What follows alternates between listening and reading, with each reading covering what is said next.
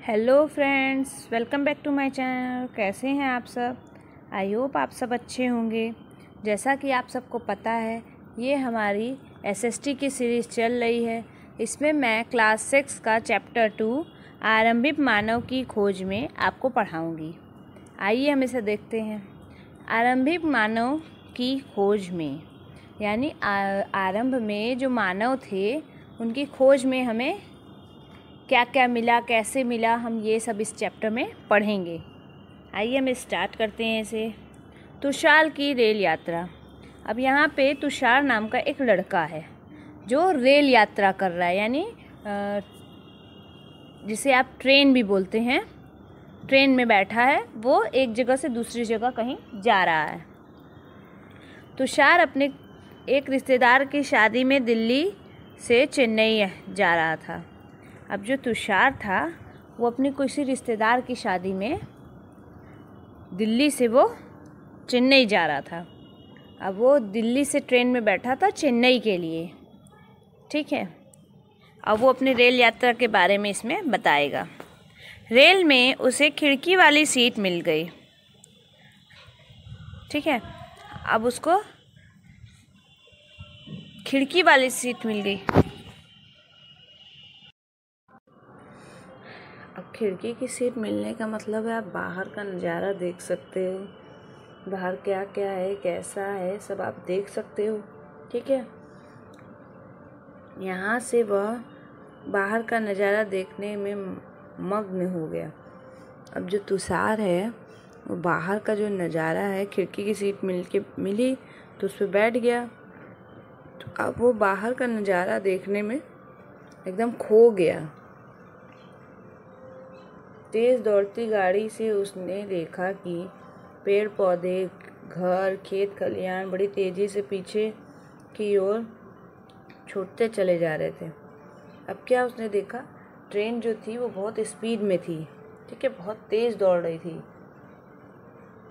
ना।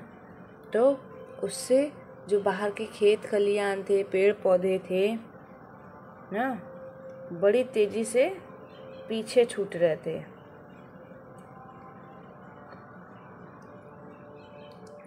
एकदम पीछे चले जा रहे थे ना। तभी उसके चाचा ने उसके कंधे पे हाथ रखकर कहा, पता है, लोगों ने मात्र 150 साल पहले ही रेल की यात्रा शुरू की थी। तो जो तुषार था, उसके चाचा थे जो, उसी समय उन्होंने इसके कंधे पे हाथ रखा और इसको बताया कि अभी जो रेल यात्रा है वो 150 साल पहले ही, कितना, 150 साल पहले ही शुरू हुआ था,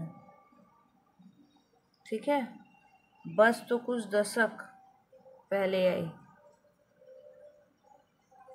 150 साल पहले रेल यात्रा आई और कुछ दशक पूर्व बस आई।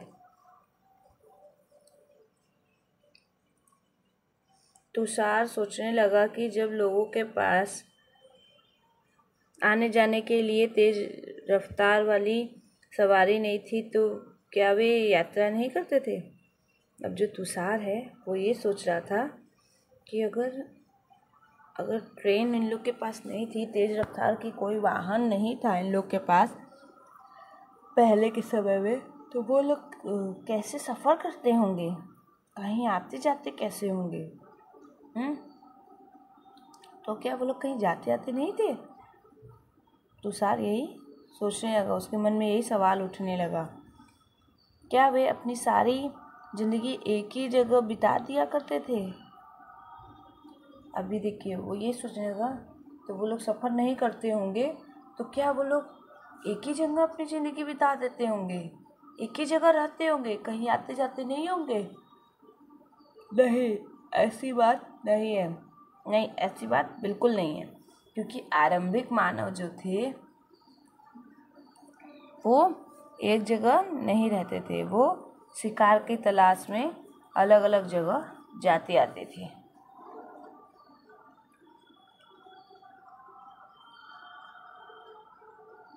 आरंभिक मानव आखिर वे इधर उधर क्यों घूमते थे? अब जो आरंभिक मानव हैं वो इधर उधर क्यों घूमते थे? शिकार की तलाश में, है ना।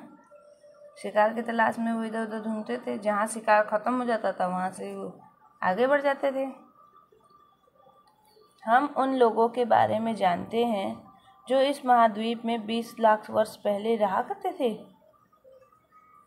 आज हम उन्हें आखेटक खाद्य संग्राहक के नाम से जानते हैं। अब देखिए, यहाँ ये पूछ रहा है कि हम लोग उन लोगों के बारे में जानते हैं क्या, कि जो 20 लाख वर्ष पहले यहाँ थे, इस महाद्वीप पे रहते थे। तो हाँ, आरंभिक मानव जो थे वो यहाँ पे 20 लाख साल पहले रहते थे। आज उन्हें हम क्या कहते हैं? खाद्य संग्राहक, आखेटक खाद्य संग्राहक, इस नाम से हम लोग जानते हैं। क्यों? ये लोग आखेटक यानी आखेट करके, यानी शिकार करके, और खाद्य संग्राहक यानी उसको संरक्षित करते थे। ठीक है, तो इसलिए इन्हें आखेटक खाद्य संग्राहक के नाम से जानते हैं। भोजन का इंतजाम करने की विधि के आधार पर इन्हें इस नाम से पुकारा जाता है। देखिए, मैंने जो बताया, अब भोजन का जो इंतजाम ये लोग करते थे जिस तरीके से, यानी शिकार करके फल फूल कंदमूल ये सब ले आके तो शिकार को खा लेते थे, और ये सब जो था इसको स्टोर कर लेते थे। इसीलिए आखेटक खाद्य संग्राहक नाम पड़ा। तो भोजन का इसी इंतजाम की वजह से इन लोग का ये नाम पड़ा था। आमतौर पर खाने के लिए वे जंगली जानवरों का शिकार करते थे, चिड़िया मछली पकड़ते थे। अब देखिए, ये लोग जो लोग थे, ये लोग पहले जंगली जानवर का शिकार करते थे, फिर चिड़िया और मछली पकड़ते थे।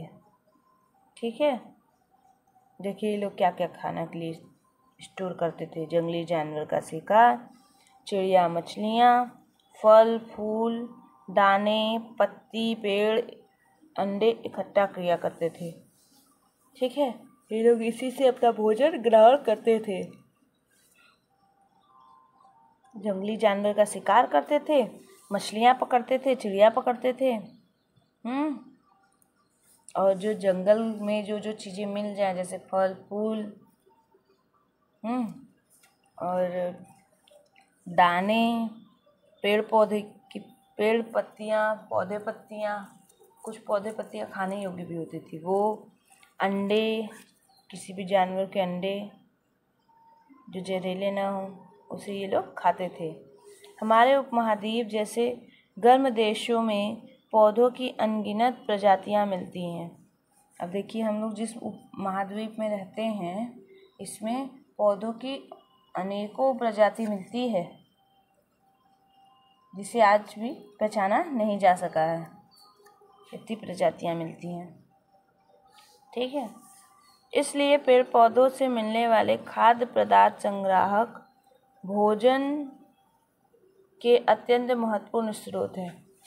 इसीलिए अब जो पेड़ पौधे से मिलती है, पेड़ पौधे से मिलने वाला जो खाद्य पदार्थ है वो भोजन के लिए बहुत महत्वपूर्ण होता है, क्योंकि इतनी खास तरह की प्रजातियां मिल जाती हैं, उससे खाने से बहुत फायदा भी होता है। जड़ी बूटी का भी वो काम करता है, इसलिए उसे वो भोजन का महत्वपूर्ण स्रोत है।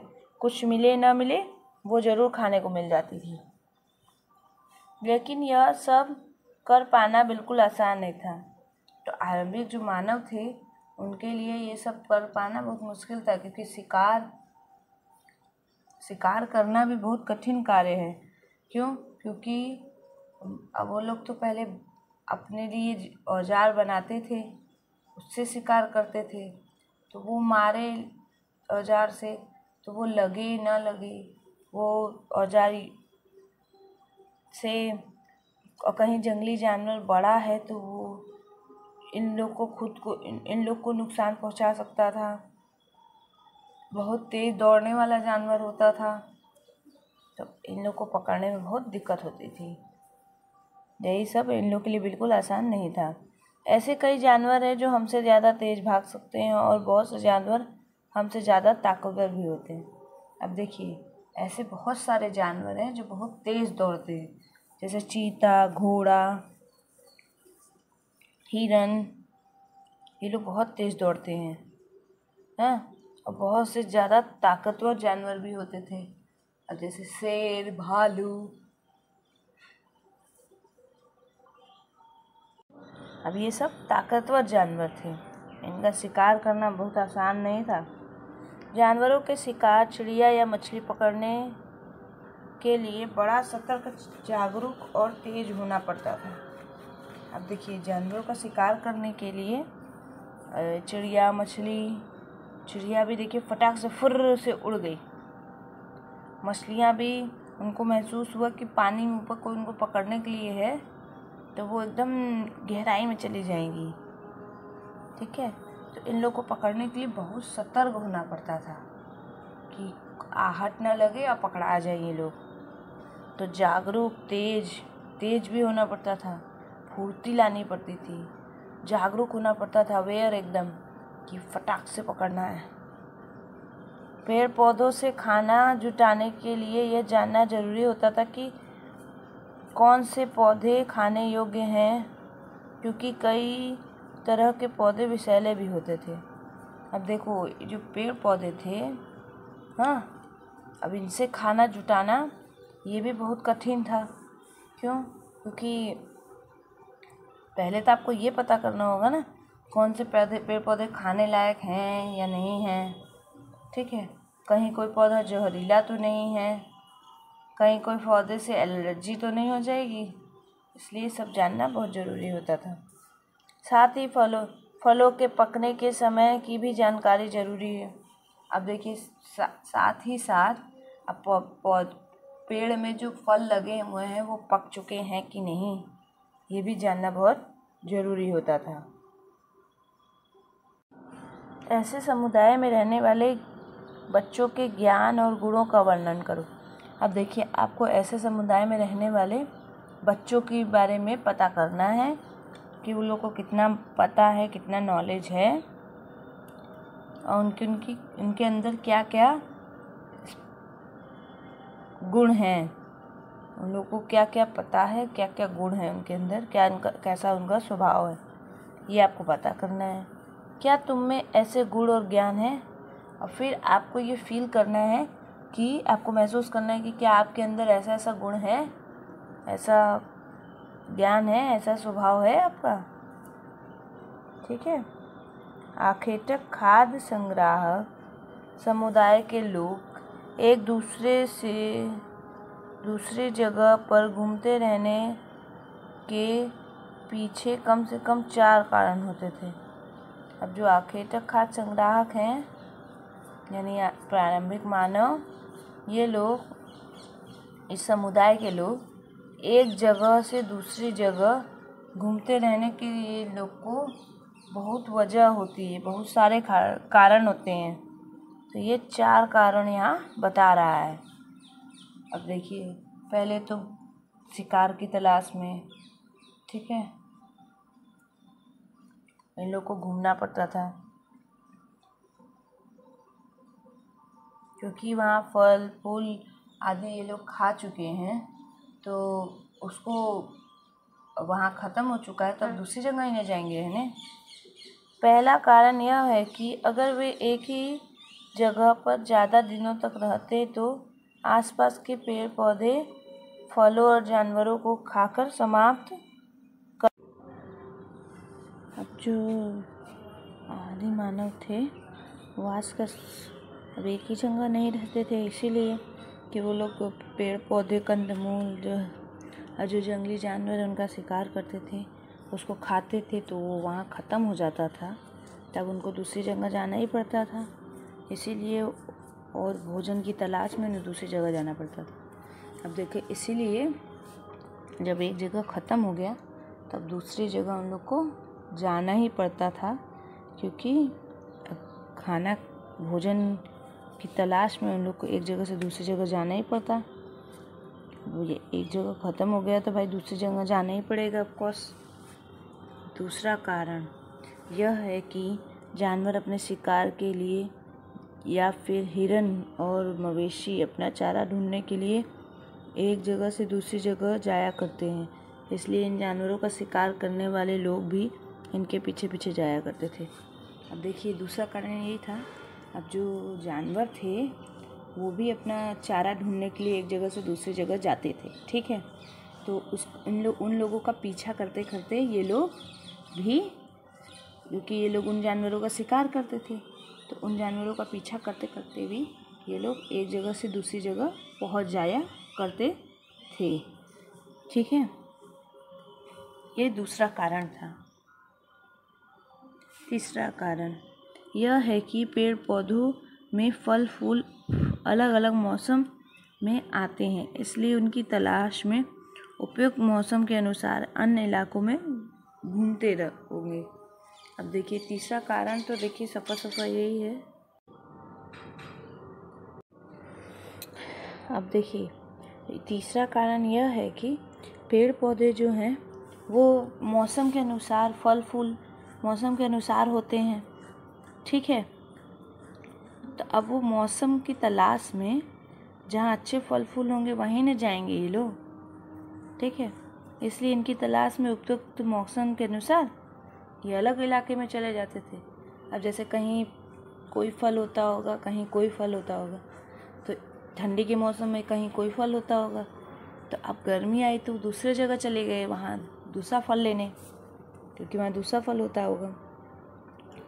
और चौथा कारण यह है कि देखिए आखिरी कारण, चौथा कारण यह है कि पानी के बिना किसी भी प्राणी या पेड़ पौधों का जीवित रहना संभव नहीं है, इसलिए झील, झरने, नदियों में भी पानी मिलता है, ठीक है।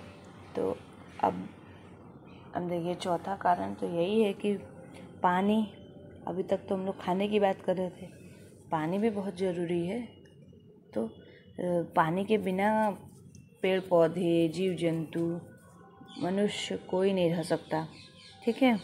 तो पानी में की झीलें, झरने, नदियाँ ये सब होती हैं, मिलती हैं, तब इन लोग की तलाश में अगर एक नदी या झील सूख गई तब दूसरी जगह जाना पड़ता होगा, ये भी तो। यद्यपि कई नदियाँ और झीलों का पानी कभी नहीं सूखता, कुछ झीलों और नदियों का पानी बारिश के बाद ही मिल पाता है, इसलिए ऐसी झीलों और नदियों के किनारे बसे लोग को सूखे मौसम में पानी की तलाश में भी इधर उधर जाना पड़ता था। अब देखिए ये बता रहा है कि देखिए कुछ झीलें जो होती प्राकृतिक होती हैं, ठीक है, वो कभी नहीं सूखती, झील नदियाँ कभी नहीं सूखती, पर कुछ पानी के जब बारिश होती है वो पानी इकट्ठा होके झील नदी बनते हैं, तो वो गर्मी आने पे वो तो सूख जाते हैं, सूखा आने पे। तो अब उन जो लोग उन नदी और झरने के पास रहते हैं, तो वो लोग को पानी की तलाश में दूसरी जगह जाना ही पड़ता होगा। इसके अलावा लोग अपने नाते रिश्तेदार या मित्रों से मिलने भी जाया करते होंगे। अब देखिए अब आप ही हैं, आप अपने रिलेटिव से मिलने जाते होंगे, उसी तरह ये लोग भी अपने नाते रिश्तेदार, फ्रेंड्स यानी मित्रों से मिलने जाया करते होंगे। यहाँ यह स्मरण रखना ज़रूरी है कि ये सभी लोग पैदल यात्रा किया करते थे। पर सुन लीजिए, यहाँ ये जानना सबसे ज़रूरी है कि जो ये लोग थे, आरंभिक मानव थे, ये लोग पैदल यात्रा करते थे। इन लोग के पास कहीं आने जाने के लिए कोई साधन नहीं थी, ठीक है। पहिए का आविष्कार तो बहुत बाद में हुआ ना, तो पहले तो ये लोग पैदल ही चलते थे। तुम स्कूल कैसे जाते हो? तुम घर, अब आप ये बताइए, आप स्कूल कैसे जाते हैं? कुछ लोग पैदल जाते होंगे, कुछ लोग साइकिल से जाते होंगे, जिनका घर पास में होगा वो पैदल जाते होंगे, जिनका घर थोड़ा दूर होगा वो लोग साइकिल से जाते होंगे, या उनके पापा, भैया दीदी, मम्मी गाड़ी से छोड़ देते होंगे, तो आप कैसे जाते हो ये आप बताओगे। तुम्हें अपने घर से स्कूल पैदल जाने में कितना समय लगता है? अब देखिए, पैदल आपको अपने घर से स्कूल जाने में कितना समय लगता था, तो आपको ये भी बताना है। अगर तुम बस या साइकिल से जाओगे तो स्कूल पहुंचने में कितना समय लगेगा? अगर आपका स्कूल बहुत दूर है तो आप बस से जाते होगे या साइकिल से, तो आपको वहाँ जाने में कितना समय लगता होगा, ये सब आप पता कर लेना। आरंभिक मानव के बारे में जानकारी कैसे मिलती है? अब देखिए, आरंभिक मानव जो है उनके बारे में जानकारी कैसे मिलती है? पुरातत्वविदों को कुछ ऐसी वस्तुएं मिली जिनका निर्माण, अब जो आरंभिक मानव हैं तो उनके बारे में जानकारी हमें कहाँ से मिलती होगी? खुदाई से या उनके मिले हुए अवशेषों से, या तो कोई अभिलेख, कोई किताब, कोई धार्मिक ग्रंथ, इनसे पता चलता होगा। तो अब हम पढ़ेंगे कैसे पता चलता है। तो अब जो पुरातत्व विभाग वाले लोग हैं उनको पुरातत्वविदों कहते हैं। तो कुछ ऐसी वस्तुएं मिली थी ना जिनका निर्माण और उपयोग आखेटक खाद्य संग्राहक किया करते थे। पुरातत्वविद जो हैं उन्हें ऐसी वस्तुएं मिली थी जिनका निर्माण भी इन्हीं लोगों ने किया था और उपयोग भी यही करते थे, जो आखेटक खाद्य संग्राहक थे यही लोग। यह संभव है कि लोगों ने अपने काम के लिए पत्थर, लकड़ियों और हड्डियों के औजार बनाए होंगे, और इनमें से पत्थर के औजार तो आज भी बचे हुए होंगे। समझी? मतलब ये जो लोग थे, ये लोग के पास आरी तो था नहीं, तो ये लोग पत्थर और लकड़ी के औजार बनाते थे, या जो मरे हुए जानवर होते थे उनकी हड्डियों से औजार बनाते थे। ठीक है, तो ये फोटो में देखिए आप, बड़े पत्थर, छोटे मीडियम पत्थर, छोटे पत्थर, उससे भी छोटे पत्थर। अब जो लकड़ी और हड्डी थे उसके वो तो नष्ट हो गए होंगे, पर जो पत्थर के औजार बने थे वह आज भी उपलब्ध होंगे, क्योंकि पत्थर तो विलुप्त होगा नहीं। यहाँ पत्थरों के औजार के कुछ उपयोगिता बताए गए हैं। ऐसे कामों की एक सूची बनाओ जिनमें इस तरह के औजार काम आते हैं। बताओ कि इनमें से कौन कौन से काम सामान्य पत्थरों के लिए किए जा सकते हैं। कारण सहित उत्तर दो। अब देखिए, जो पत्थर के औजार हैं उनका उपयोग बताना है कि ये लोग क्या कैसे उपयोग करते होंगे, उसका लिस्ट बनाना है आप लोगों को। और फिर जो औजार है, किस तरह का औजार ये लोग काम लेते होंगे ये बताना है। अब इनमें से कौन कौन से सामान्य पत्थर के हैं ये भी बताना है, और विथ रीज़न मतलब कारण के साथ उत्तर देना है। ठीक है, इनमें से कुछ औजारों का उपयोग फल फूल काटने, हड्डियों मांस काटने और तथा पेड़ों की छाल और पत्थरों जानवरों की खाल उतारने के लिए किया जाता था। अब जो औजार हैं ना, इनमें से जो कुछ औजार थे ये सब फल फूल काटने, मांस हड्डियाँ काटने, ठीक है, और पेड़ की छाल, जानवरों की खाल, ये सब उतारने के लिए किया जाता था। अब जो कुछ औजार होंगे तो इन लोग पहले लोग ऐसे ही खाते होंगे, फिर बाद में छील के फल काट के छील के खाने लगे, मांस छील के खाने लगे, हड्डियाँ काटने लगे, पेड़ों की छाल छीलने लगे। अब जो जानवर होते थे उनकी खाल उतारते थे ये लोग, तब उसको खाते थे। तो इस तरह ये लोग अपने औजार यूज करते होंगे, उपयोग करते होंगे। कुछ के साथ हड्डियाँ या लकड़ियों के मुट्ठे लगाकर भाले और बाण जैसे हथियार बनाए जाते थे।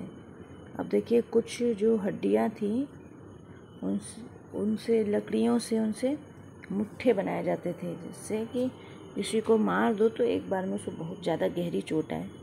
भाले, बाण, तीर बाण ये सब बनाते थे ये लोग।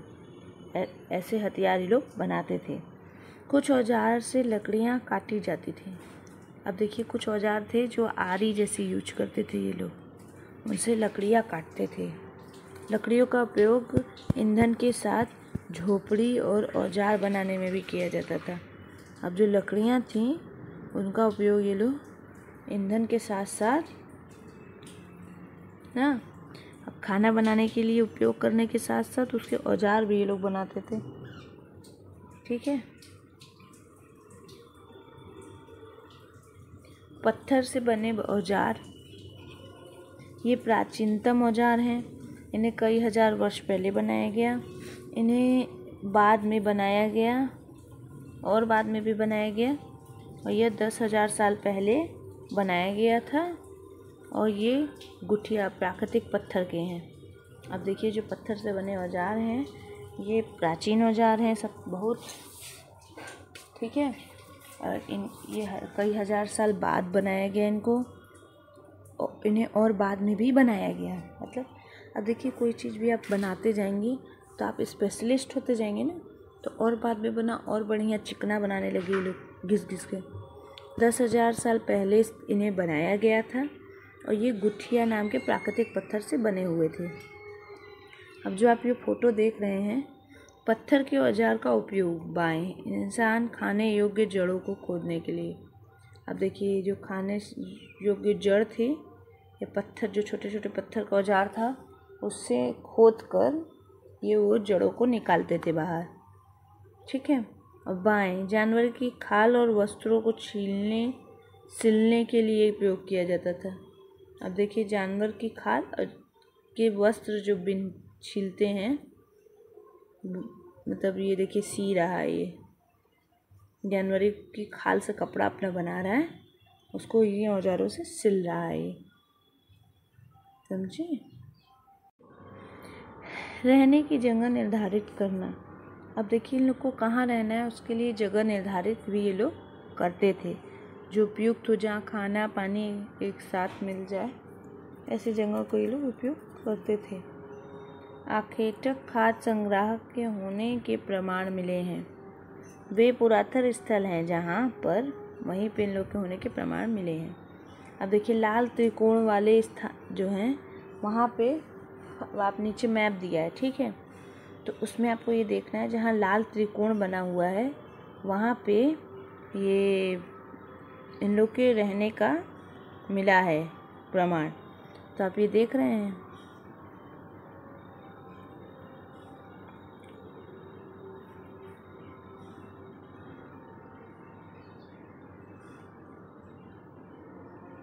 ठीक है। अब हम लोग इसमें खोजेंगे लाल त्रिकोण के भीमबेटका, कुरनूल, हुली, ये 3 जगह है जहाँ त्रिकोण मिला है। यहाँ पे ये लोग रहते थे। ठीक है। इसके अलावा भी कई स्थल पर आखेटक खाद्य संग्रह रहते थे। अब देखिए ये 3 जगहों के अलावा भी कई जगह ये लोग रहते थे। मानचित्र में सिर्फ कुछ गिने चुने स्थान ही दिए गए हैं। कई पुरातन नदियाँ, झीलें किनारे पाए जाते हैं। अब देखिए कई जगह नदियाँ, मानचित्र जो मैप है उसमें 1 ही 2 जगह गिने चुने हुए जगह दिए हुए हैं। ठीक है। और भी जगह ये लोग रहते थे। अब वो मानचित्र में सिर्फ जहाँ देखिए ये जो मैप है इसमें सिर्फ उन जगहों को बताया जहाँ झरने नदी भी उपलब्ध है साथ में। ठीक है। अब देखिए नवपाषाण के देखिए ये पूरा पाषाण के लोग थे जो त्रिभुज में हैं। वे बेटिका, हुस्गी और कुरनूल गुफाएं। ठीक है।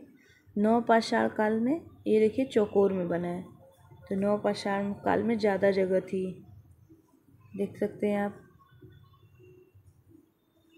ये देखिए मेहलगढ़। ठीक है। ये ना आरंभिक मानव के गांव, देखिए इनार गांव बता रहा है। आधुनिक नगर कौन से थे? मुंबई, कोलकाता, ठीक है।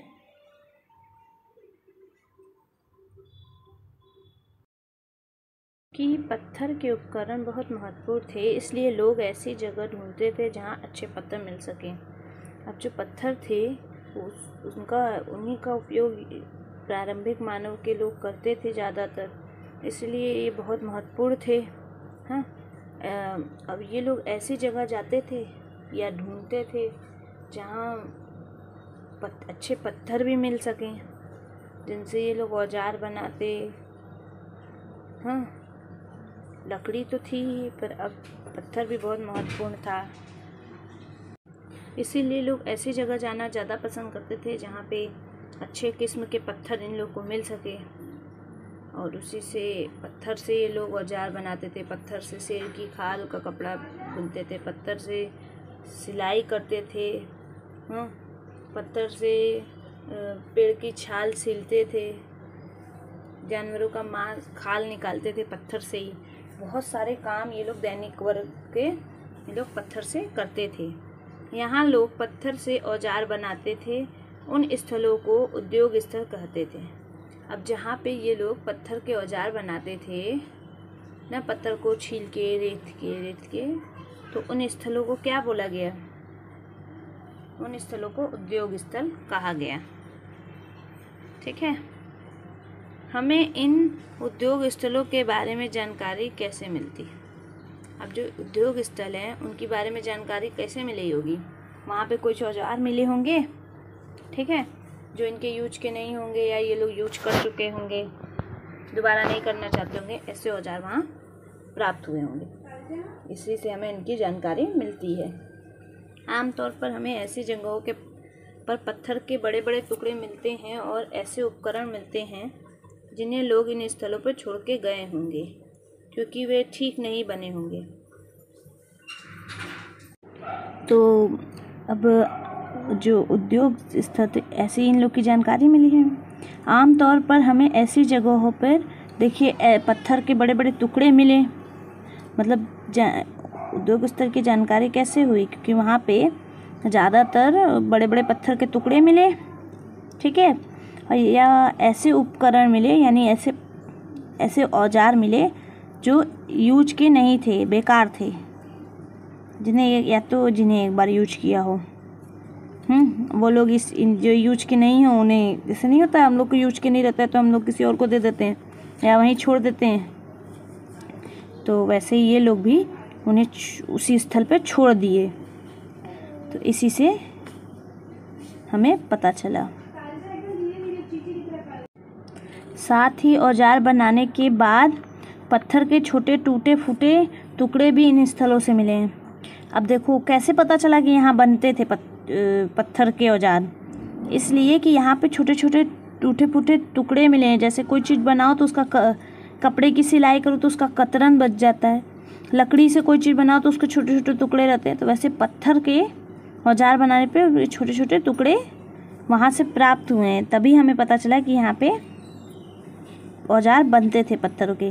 कभी कभी लोग इन स्थलों पर कुछ ज़्यादा समय तक रहा करते थे, तो जो लोग थे उस समय के, वो लोग यहाँ पे ज़्यादा दिन तक रहते थे क्योंकि यहाँ पत्थर मिल जाता था उनको। ऐसे स्थलों को आवासीय उद्योग स्थल कहते थे। अब देखिए, जहाँ रह के औजार बना भी रहे हैं तो उन स्थलों को क्या बोलते थे? आवासीय उद्योग स्थल, ठीक है। जहाँ पे रह के औजार बनाते हैं उन स्थलों को आवासीय उद्योग स्थल इन लोगों ने कहा। भीमबेटका, आधुनिक मध्य प्रदेश। अब मतलब भीमबेटका जो पुराने समय का था वो कहाँ है इस समय? मध्य प्रदेश में है, ठीक है। आवासीय पूरा स्थल उन्हें कहते हैं जहाँ लोग रहा करते थे। देखिए, आवासीय पूरा स्थल किसे कहते हैं? तो जहाँ पहले के लोग रहते थे उस जगहों को। इनमें गुफाएं और कंदराओं जैसे वे स्थल होते हैं जिन्हें यहाँ दर्शाया गया है। अब जैसे जो नीचे फोटो दी है, ये देखिए जो जगह दिख रही है आपको, ये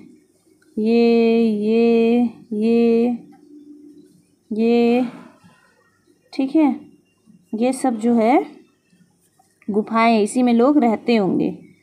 इन्हें ही कंदराए कहते हैं। लोग इन गुफाओं में इसलिए रहते थे क्योंकि यहाँ उन्हें बारिश, धूप, हवा सबसे राहत मिलती थी।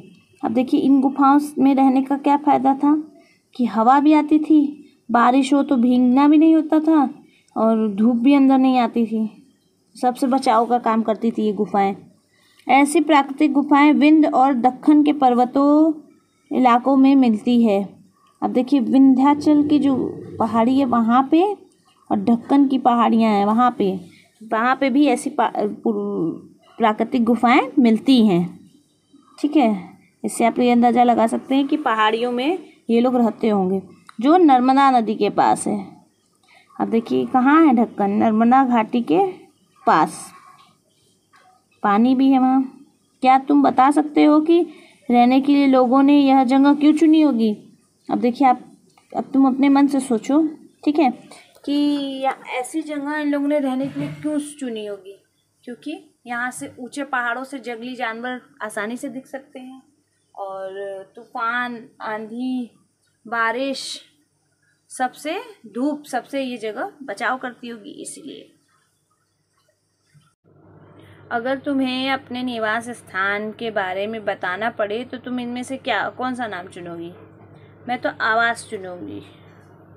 ठीक है, अब आप सोचिए, अब उद्योग मतलब आपके घर में नीचे कोई काम धंधा होता हो तो आप उसे आवास और उद्योग स्थल बोल सकते हैं। या आप जहाँ रहते हैं वहाँ काम ही होता है, सिर्फ एक दो लोग रहते हैं तो उनको उद्योग स्थल बोलेंगे। और जहाँ सिर्फ आदमी लोग रहते हैं, मतलब जो सिर्फ घर होता है, तो उसको आवास बोलेंगे। ठीक है, अन्य में और अन्य आएगा।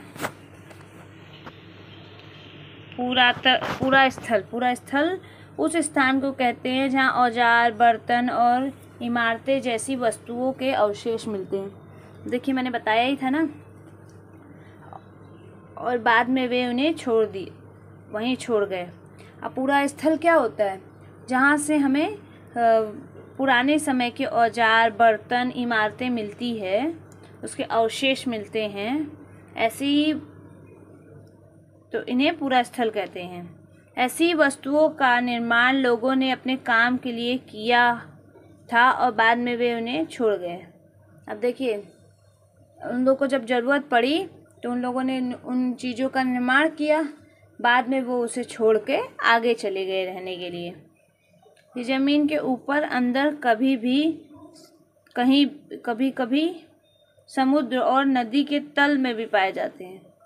अब देखिए ये सब जो सामान है पूरा स्थल के, वे ज़मीन के अंदर मिल सकते हैं, ऊपर मिल सकते हैं। ठीक है, कभी कभी तो समुद्र और नदी के तल में भी मिल सकते हैं, जैसे कि बाढ़ आई हो तो बह के अंदर चला गया हो नदी में, समुद्र में। इसलिए इन पूरा स्थलों के बारे में आपके अगले अध्याय में बताया गया है। अब देखिए अगला अध्याय जो है, इसमें औजारों का निर्माण।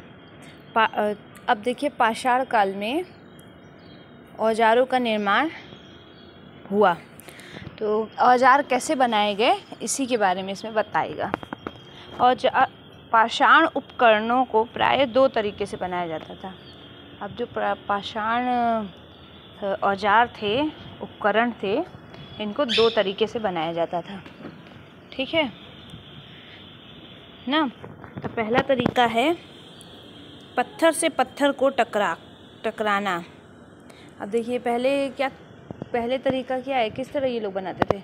पत्थर से पत्थर को घिस के, यानी जिस पत्थर से कोई औजार बनाना होता था उसे एक हाथ में ले लिया जाता था और दूसरे हाथ में से एक पत्थर का हथौड़ी जैसा इस्तेमाल होता था। अब देखिए जैसे आज हम हथौड़ी और छेनी का यूज करते हैं, वैसे उस समय एक पत्थर को हथौड़ी की तरह यूज करके, और जिस पत्थर का औजार बनाना था उसको एक हाथ में लेते थे और दूसरे हाथ में उससे थोड़ा बड़ा पत्थर लेते थे, जिसका इस्तेमाल हथौड़ी की तरह करते थे ये लोग। और आपस में हथौड़ी से जैसे कील ठोकते हैं, वैसे ही इसको ठोक के उपकरण बना लेते थे। इस तरह आघात करने वाले पत्थर से दूसरे पत्थर पर जब तक शक्ल निकाले जाते हैं तब तक वह वांछित आकार वाला उपकरण न बन जाए। तब तक उसको तब तक उसको एक दूसरे से टकराते हैं, मारते हैं एक दूसरे को, जब तक कि कोई अच्छा आकार न ले ले, शक्ल न ले ले, तब तक उसको टकराते थे। दूसरे तरीके को दबाव शल्क तकनीकी कहा जाता था। अब देखिए, अब जो पहला तरीका तो पत्थर से पत्थर लड़ाने वाला था, अब जो दूसरा तरीका था उसे हम लोग दबाव शल्क तकनीक कहा जाता था। इसमें कोट को एक स्तर सतह पर टिकाया जाता था और इस कोट पर हड्डी या पत्थर रखकर उस पर हथौड़ी नुमा पत्थर से शक्ल निकालते जाते थे, जिससे वांछित उपकरण बनाए जाएं।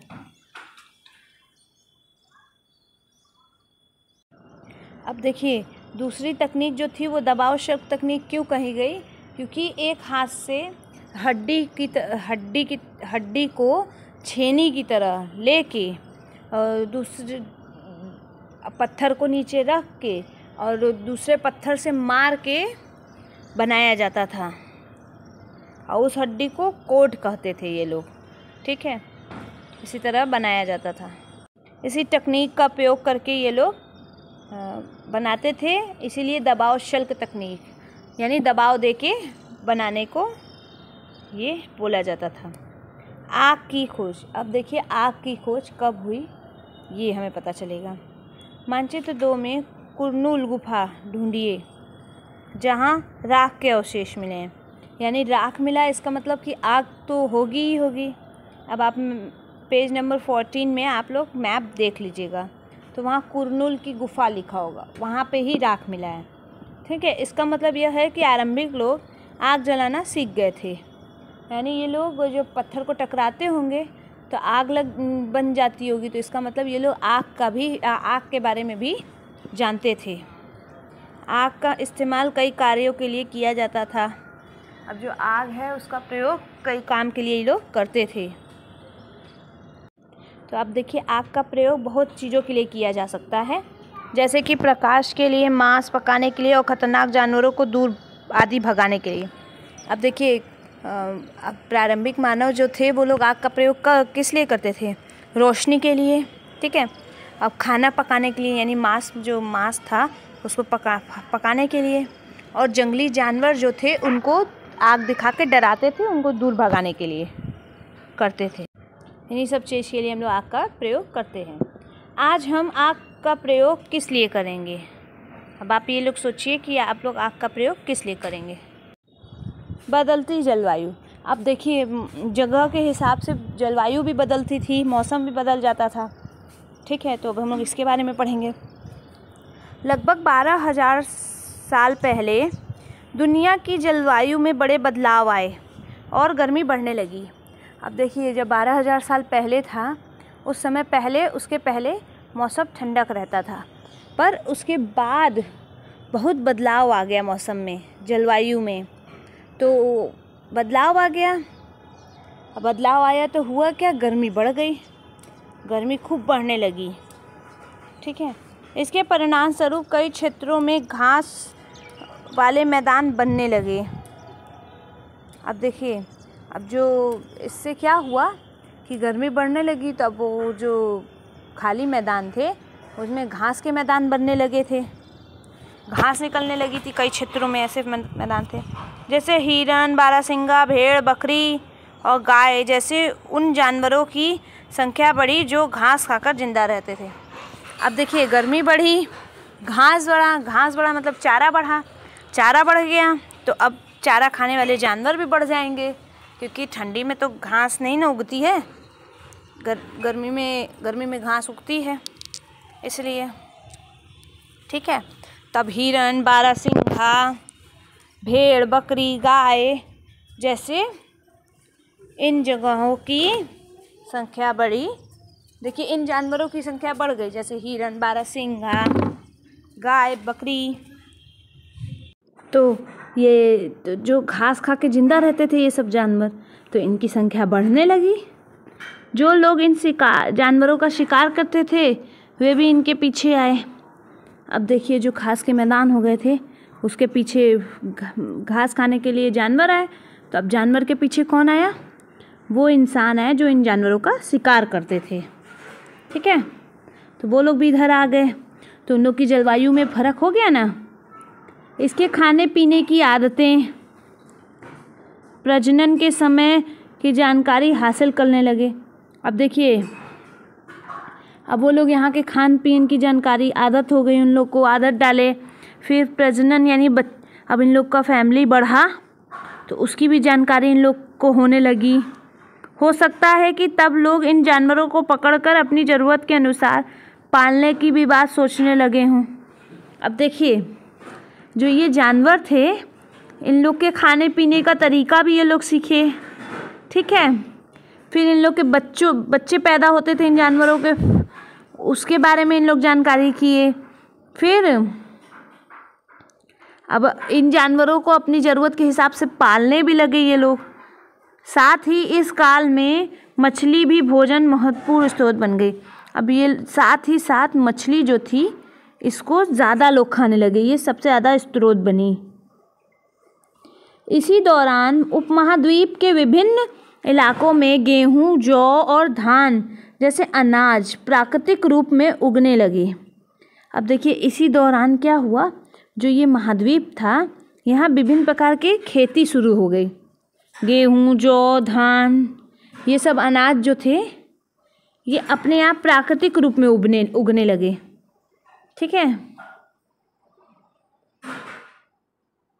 ठीक, तब ये लोग देखिए गेहूं, जौ और धान, मिट्टी उपजाऊ हुई, गर्मी पड़ी, पानी पड़ा, अपने आप मिट्टी में पड़ने गेहूं, जौ और धान उगने लगा प्राकृतिक रूप में। ठीक है, अब शायद महिलाएं और पुरुष और बच्चे ने इन अनाजों को भोजन के रूप में बटोरना भी शुरू कर दिया होगा।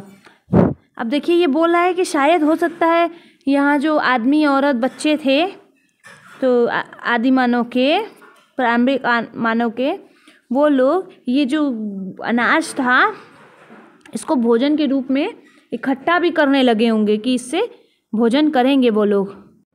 साथ ही वे यह भी सीखने लगे होंगे कि यह अनाज कहाँ उगते थे और कब पककर तैयार होते होंगे। ऐसा करते करते लोगों ने इन अनाजों को खुद पैदा करना सीख लिया होगा। अब ये देखिए इन लोग को धीरे धीरे पता चला होगा कि अनाज कहाँ उगता है, कैसे उगता है। ठीक है, फिर ये कब खेती को काटना, फसल को काटना है ये पता चला होगा। फिर ये लोग धीरे धीरे ऐसे ही करते करते, पता करते करते खुद अनाज उगाने लगे होंगे। ठीक है, इस तरह इन लोग को अनाज की जानकारी हुई होगी। ठीक, अब नाम और तिथियाँ, अब हम इसके बारे में जानेंगे कि नाम कैसे पढ़ा, ये सब काल जो बीता उनका नाम कैसे पढ़ा, उनकी तिथियाँ क्या क्या थी। हम जिस काल के बारे में पढ़ रहे हैं पुरातत्वविदों ने इनके बड़े बड़े नाम रखे हैं। अब इन्हीं लोगों ने खोज की तो इन लोगों ने बड़े बड़े नाम रख दिए। आरंभिक काल को वे पूर्व पाषाण कहते हैं। जो स्टार्टिंग का काल था उसे इन लोगों ने पूरा पाषाण काल कहा। यानी यह दो शब्दों से मिला है, पूरा यानी प्राचीन और पाषाण यानी पत्थर, प्राचीन पत्थर का काल। ठीक है, यह नाम पूरा स्थलों से प्राप्त पत्थर के औजारों के महत्व को बताता है। अब जो ये नाम है यह पूरा स्थल में जो पत्थर मिले हैं, उस पत्थरों के औजार मिले हैं, उनके महत्व को बताते हुए ये नाम रखा गया। पूर्व पाषाण काल 20 लाख साल पहले से 12,000 साल पहले के दौरान माना गया। अब जो पूरा पाषाण काल था वो 20 लाख साल पहले था और 12,000 साल पहले के दौरान में यह माना गया था। इस काल को 3 भागों में विभाजित किया गया। अब देखिए ये जो काल था पूरा पाषाण, ये 3 भागों में बटा हुआ था, आरंभिक, मध्य या उत्तर पूरा पाषाण युग। ठीक है, ये 3 काल में बटा था, आरंभिक पूरा पाषाण काल, मध्यम पूरा पाषाण काल और उत्तर पूरा पाषाण युग। मानव इतिहास की लगभग 99% कहानी इसी काल में के दौरान घटित हुई। अब देखिए मानव का जो इतिहास है उसका 99% इसी काल में हुआ।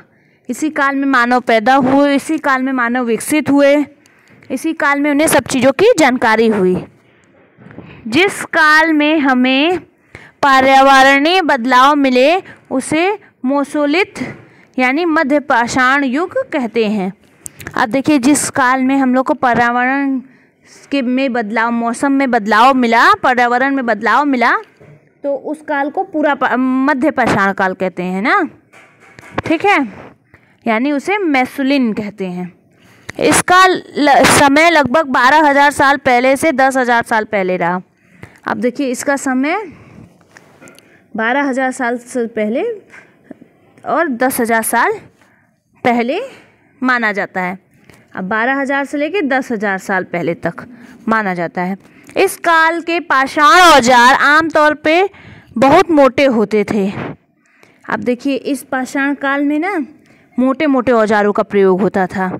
इन्हें माइक्रोलिन यानी लघु पाषाण कहा जाता था। अब इन औजारों को माइक्रोलिथ यानी लघु पाषाण कहा जाता है क्योंकि ये मोटे मोटे होते थे। प्राय इन औजारों में हड्डियों या लकड़ियों के मुट्ठे लगे हंसिया और आरी जैसे औजार मिलते हैं। अब देखिए शुरुआत में औजार कैसे मिले हैं? हड्डियों के, लकड़ियों के मुट्ठे, हंसिया, आरी, ये सब औजार मिले हैं। साथ साथ पूरा पाषाण युग वाले औजार भी इस दौरान मिले हैं। देखिए जो इसके पहले का काल था उसके औजार भी मिले हैं। पृष्ठ 13 पर बने चित्र को देखिए। आपके देखिए बुक में पृष्ठ मतलब पेज नंबर 13 में आप लोग उसके चित्र को देखिए और उसमें औजार जो है उसमें आपको बदलाव खुद नज़र आ जाएगा। ए वाले में देखिए बड़े बड़े बने हैं, बी वाले में थोड़े छोटे, सी वाले में एकदम छोटे और एकदम शेप में। इसी तरह युग बदलता गया तो बारीकी और आती गई, सफाई और आती गई लोगों में। अगले युग की शुरुआत लगभग 10,000 साल पहले से होती। इसे नवपाषाण काल कहा जाता था। अब जो आगे का युग है नवपाषाण काल, वो उसकी शुरुआत क्या 10,000 साल पहले से होती है, तो इसे नवपाषाण काल का युग कहा गया। अगले अध्याय में तुम नवपाषाण युग के बारे में पढ़ोगे। अब जो अगला लेसन है उसमें हम नवपाषाण काल के बारे में पढ़ेंगे। नवपाषाण का क्या मतलब होगा? अब यहाँ पूछ रहा है कि आपकी बुक में पूछ रहा है नवपाषाण का क्या मतलब है। हमने कुछ स्थानों पर नाम दिए हैं। अब देखिए कुछ स्थान जहाँ थे वहाँ नाम दिए हुए हैं। अगले अध्याय में हमें ऐसे अनेक नाम मिलेंगे। अब अगले लेसन में हमें अनेक इसके नाम मिलेंगे।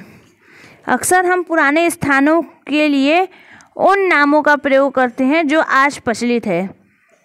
देखिए अभी हम लोग कोई भी पुराने जगहों का नाम अक्सर इस प्रेजेंट टाइम के नाम के अनुसार रख देते हैं जो आजकल फेमस हो, क्योंकि हमें ज्ञात नहीं था कि उस काल में उसके क्या नाम रहे होंगे।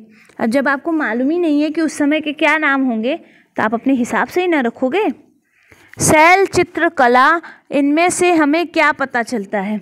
अब देखिए जो शैल चित्रकला थी यानी ड्राइंग बना बना के स्टोरी को एक्सप्लेन करते थे वो लोग।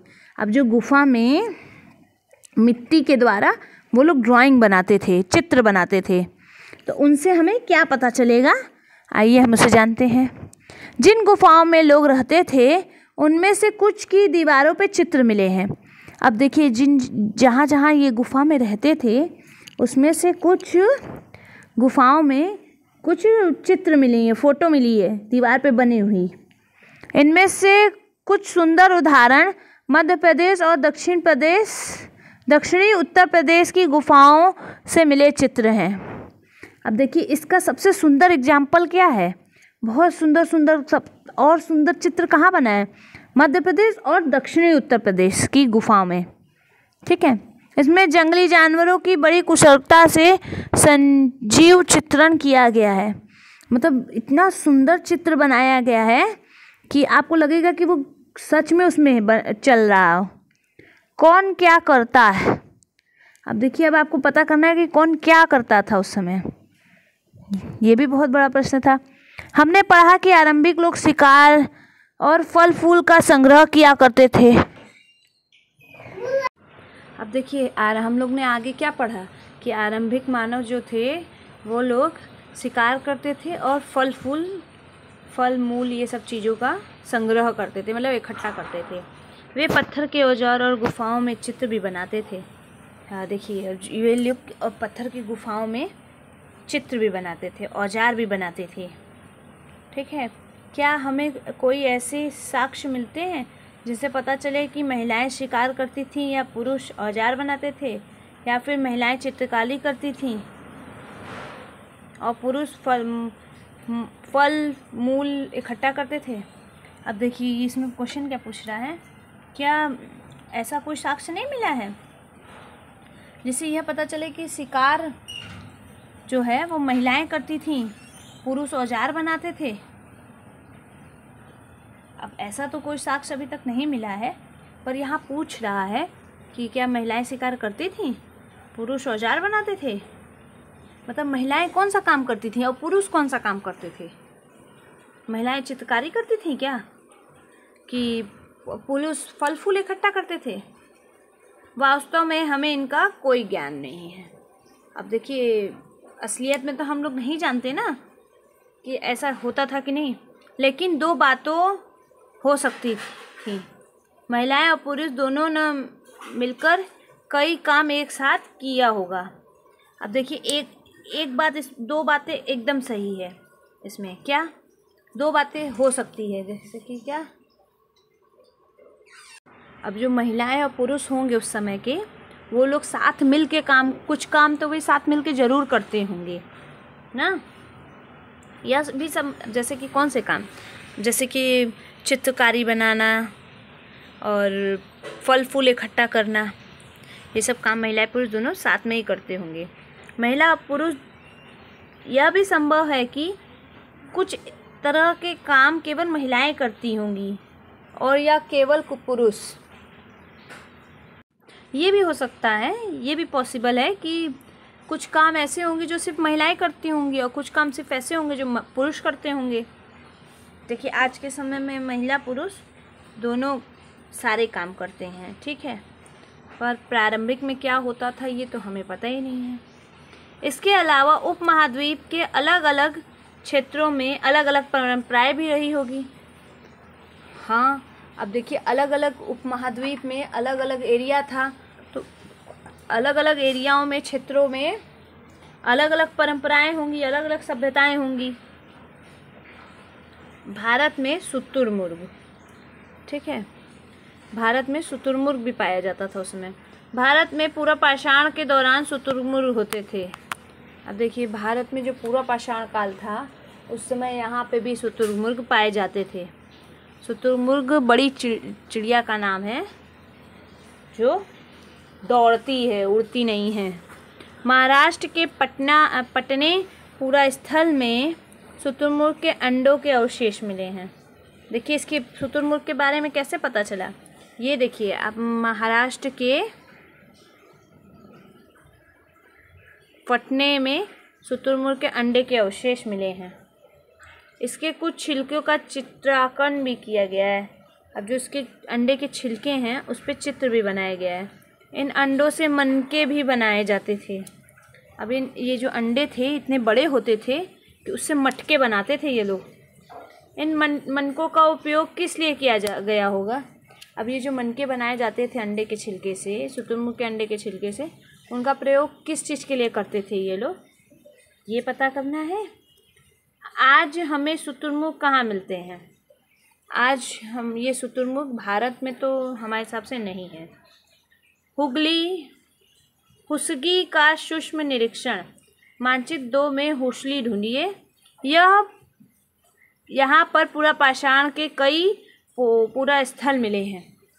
अब ये जो जगह है आपकी हुस्ली, इसके बारे में डिटेल हम पढ़ेंगे और मैप में आपको इसके बारे में ढूंढना है। और ये पूरा पूरा पाषाण काल में इस जगह पे बहुत सारे आपको पूरा स्थल मिलेंगे, पुराने स्थल। कुछ पूरा स्थलों से अलग अलग कार्यों में लाए जाने वाले, अब देखिए कुछ पूरा स्थल जो थे उनसे अलग अलग काम लाए जाने वाले औजार भी प्राप्त मिले हैं। कई प्रकार के वहाँ के औजार भी मिले हैं। ये संभवतः आवास और उद्योग स्थल रहे होंगे। अब तो देखिए ये जो हैं ये रहने वाले घर और उद्योग स्थल, यानी यहाँ पे ये लोग हथियार बनाते होंगे। ठीक, ये वहाँ हुस्गनी में मिले हैं। कुछ छोटे पुरा स्थलों में भी औजार के बनाए हुए जाने के प्रमाण मिले हैं। अब कुछ जो छोटे छोटे पुरा स्थल थे वहाँ पे भी औजार बनाए जाने के प्रमाण मिले हैं, क्योंकि वहाँ पे भी औजार बनाए जाते होंगे। छोटे छोटे स्थल हैं तो वहाँ पे सिर्फ औजार ही बनाए जाते होंगे, वहाँ रहते नहीं होंगे लोग, क्योंकि रहने के लिए बड़ी जगह का इन लोगों को ज़रूरत पड़ता था। इनमें से कुछ पुरा स्थल झरनों के निकट हैं। देखिए अब क्योंकि ये लोग पानी के लिए मनुष्य को पानी, मतलब मनुष्य जीव जंतु किसी को भी पानी बहुत महत्वपूर्ण है भोजन के साथ साथ, तो ये लोग झरने नदी के आगे ही किनारे ही रहते थे। तो कुछ पूरा स्थल जो है वो झरने के पास मिले हैं। इनमें से कुछ अधिकांश औजार चूना पत्थरों से बनाए जाते थे। अब देखिए इन लोग के जो औजार थे ज़्यादातर पत्थर के अलावा चूना पत्थर से भी बनाए जाते थे। क्या तुम दूसरे प्रकार के पुरा स्थल के बारे में बता सकते हो? अब देखिए आपको ये भी पता करना है कि दूसरे प्रकार के पुरा स्थल क्या है, कहाँ पे हैं। अन्य अर्थ, मतलब अब इसके बारे में भी थोड़ा सा पढ़ लेते हैं। अपने एटलस में फ्रांस ढूंढो। अब देखिए आपको फ्रांस के ढूंढना है अपने मैप की बुक में। यह चित्र फ्रांस की एक गुफा का है। ये जो आप चित्र देख रहे हैं ये फ्रांस की एक गुफा का है। ये भी देखिए शैल चित्र है। इसमें जानवरों की लड़ाई के बारे में हमारे हिसाब से बना है।